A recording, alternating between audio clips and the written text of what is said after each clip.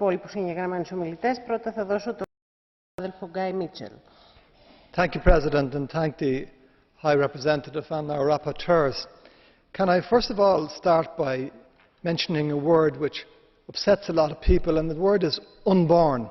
Because I heard a colleague speak recently as if somehow human sexual reproductive health and rights and religion were somehow the opposing forces in our society. Look, the reality is this. There are up to 200 million women missing from the world's population because of gender-based abortion and infanticide. You cannot simply talk about rights in such bland circumstances. Those unborn did not have the right to be terminated simply because they were women. So could we all take off the blinkers and have a more informed discussion about this, and could our human rights leaders take a little bit more interest in this particular issue? It is wrong to terminate in those circumstances, and it's time we said so unambiguously.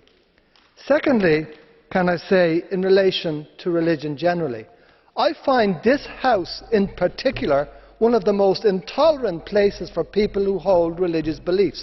There are people who I have supported, issues and I have supported like gay partnership, votes for prisoners, I've introduced bills for that. But when I stand up and say something that comes from my religious conviction, or like a lot of my views do, you're somehow dismissed as if you were somehow from some strange planet. Look, religion and religious conviction is as important to some people as, say, hurling is as a sport in my country. And it should not be dismissed. We need to show respect for each other. But that respect has to be mutual. It has to be shared. People should not be questioned about their religious convictions when they appear at committees in this House. Who does more for the poor, the suffering, the marginalised, people with HIV and AIDS, the unemployed, the homeless? I know who does it in my constituency. I know who does it in the third world. So let's be not so dismissive of people who hold religious beliefs. One last word, freedom of the press. Let's have a really free press.